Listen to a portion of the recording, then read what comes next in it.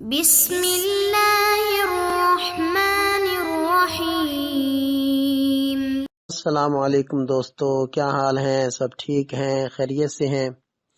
سابقہ لیکچر میں ہماری گفتگو اعراب و حرکات کے بارے میں چل رہی تھی، جس میں ہم نے سمجھا تھا کہ اردو اور عربی دونوں زبانوں میں معنی کے بدلنے میں علامات کے بدلنے کا بڑا اہم رول اور کردار ہے، کیونکہ ان علامات کے بدلنے سے بعض اوقات معنی میں بڑی واضح تبدیلی پیدا ہو جاتی ہے، اور اس بات کی وضاحت کے لیے ہم نے بہت ساری اردو اور پھر عربی کی امثلہ کو پوری تفصیل سے دیکھا تھا۔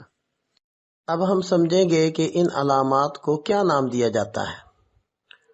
اردو میں حروف کے اوپر لگی ہوئی اس علامت کو زبر کہتے ہیں، اور حروف کے نیچے لگی ہوئی اس علامت کو زیر اور اس علامت کو پیش کہتے ہیں، اور ان تین دندانوں والی علامت کو شد اور اس کو جزم کہتے ہیں۔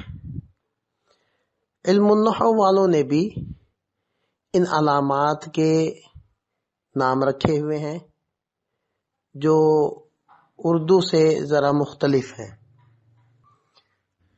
لہذا زبر کو فتحہ اور زیر کو کسرہ اور پیش کو ضمہ کہتے ہیں، جبکہ شد اور جزم کو شد اور جزم ہی کہتے ہیں۔ اور جن حروف پر یہ علامات لگی ہوتی ہیں ان کے بھی ان علامات کی مناسبت سے نام رکھتے ہیں، جیسے با پر فتحہ والی علامت لگی ہوئی ہے، لہذا با کو مفتوح کہیں گے، اور اب چونکہ با کے نیچے کسرہ ہے لہذا با کو مکسور کہیں گے، اور اس صورت میں با پر ضمہ ہونے کی وجہ سے ہم با کو مضموم کہیں گے۔ ایسے ہی اب چونکہ با پر شد لگی ہے لہذا با کو کہیں گے مشدد، اور اب با پر جزم ہے لہذا ہم کہیں گے کہ یہ با مجزوم ہے۔ اور جو اردو اور عربی کے اندر جتنی علامات ہیں جن کے ہم نے اردو اور عربی کے لحاظ سے مختلف نام بھی آپ حضرات کو بتلائے ہیں، انہی علامات کو اعراب اور حرکات کہتے ہیں، جو ہمارے ان دونوں ویڈیوز کا مقصود تھا اور موضوع تھا وہ یہ حرکات اور اعراب تھا۔ اب ہم چند امثلہ دیکھتے ہیں کہ جن کے اندر ان علامتوں کو استعمال کیا گیا ہے اور ان حروف کا ان علامات کے اعتبار سے کیا کیا نام ہے۔ جی پہلی مثال لیتے ہیں الکتابو۔ اس کے اندر کاف کے نیچے کسرہ ہے لہذا ہم کہیں گے کہ کاف مکسور ہے، تا کے اوپر فتحہ ہے لہذا تا مفتوح ہوگی۔ ایسے ہی الکراسہ، اس میں کاف کے اوپر ضمہ ہے، اس کو مضموم کہیں گے۔ را کے اوپر دو علامتیں ہیں، شد بھی ہے اور فتحہ بھی ہے، لہذا را مشدد بھی ہے اور مفتوح بھی ہے، اور سین کے اوپر فتحہ ہے لہذا ہم سین کو مفتوح کہیں گے۔ القراء معنی کاپی۔ ایسے القلم، قلم میں نے قلم، اس میں قاف اور لام دونوں کے اوپر فتحہ ہے لہذا دونوں مفتوح ہوں گے۔ ایسے السماء، اس میں سین پر شد بھی ہے اور فتحہ بھی ہے لہذا سین کو ہم مشدد بھی کہیں گے اور مفتوح بھی کہیں گے، اور میم پیو کے اوپر فتحہ ہے لہذا میم مفتوح ہے۔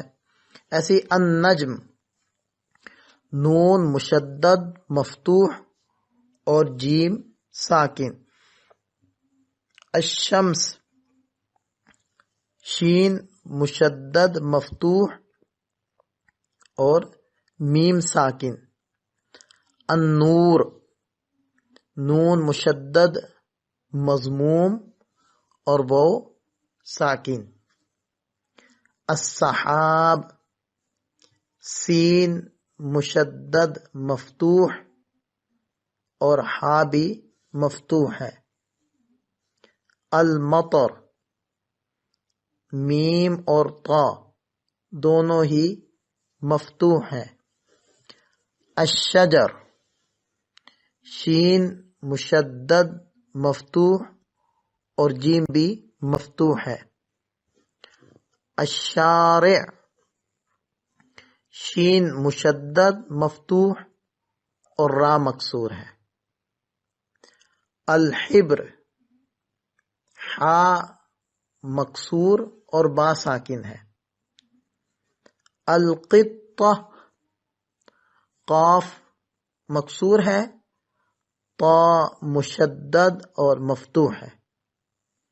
الفرس، فا اور را یہ دونوں ہی مفتوح ہیں۔ الحقیبہ، ہا مفتوح، قاف مکسور، یا مجزوم اور با مفتوح ہے۔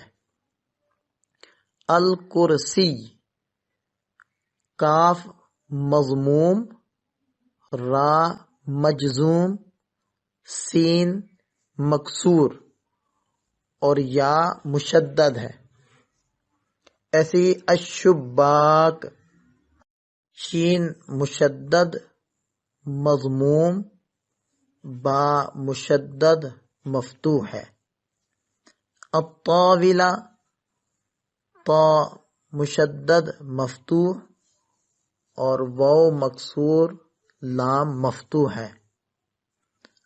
الزہرہ، زا مشدد مفتوح اور ہا مجزوم اور را مفتوح ہے۔ الثمر، ثا مشدد مفتوح ہے اور میم بھی مفتوح ہے۔ الارض، اس میں حمزہ مفتوح اور را مجزوم ہے۔ الدوات، دال مشدد مفتوح اور واو بھی مفتوح ہے۔ الثوب، اس میں ثا مفتوح اور واو مجزوم ہے۔ الحجرۃ، ہا مضموم، جیم مجزوم اور را مفتوح ہے۔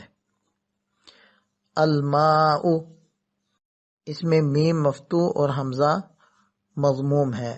العصفور، اس میں عین مضموم، صاد مجزوم، فا مضموم اور واو مجزوم ہے۔ المرسم، اس میں میم مکسور اور را مجزوم ہے اور سین مفتوح ہے۔ الورق میں واو اور را دونوں ہی مفتوح ہیں۔ الذبابہ، اس میں ذال مشدد مضموم ہے، با مفتوح ہے اور دوسرا با بھی مفتوح ہے۔ الغصن، اس میں غین مضموم اور صاد مجزوم ہے۔ یہ کچھ زیادہ امثلہ اس مقصد کے لیے بھی دے دی ہیں کہ یہ عربی کے نئے الفاظ ہیں۔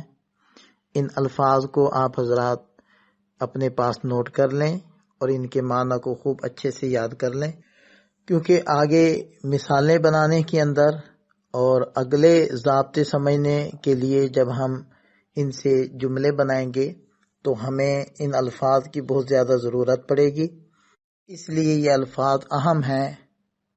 اللہ تعالیٰ ہم سب کا حامی و ناصر ہو۔ اپنی دعاؤں میں یاد رکھیے گا۔